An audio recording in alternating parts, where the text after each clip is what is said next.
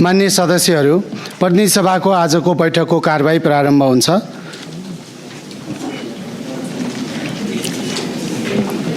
माननीय सदस्यहरू किन उठ्नु भएको छ? माननीय सदस्यहरू बस्नुहोस्। मैले नियम 15 को 2 पालना कर, संसदीय सर्वोच्चता कायम कर, सरकार संसद प्रति जवाबदेही बन्नै पर्छ।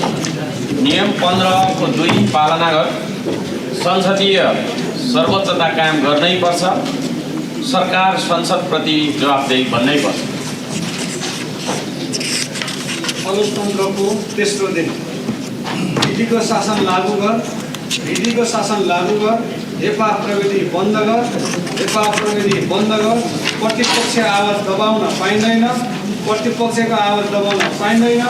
लोकतन्त्र सुनिश्चित कर, लोकतन्त्र सुनिश्चित कर। संसदीय सुनवाईमा सहभागिता गर, संसदीय सुनवाईमा सहभागिता गर, संसदीय विधेयक बन्द गर, प्रतिपक्षको सदन स्थापित कर, प्रतिपक्षको सदन स्थापित कर।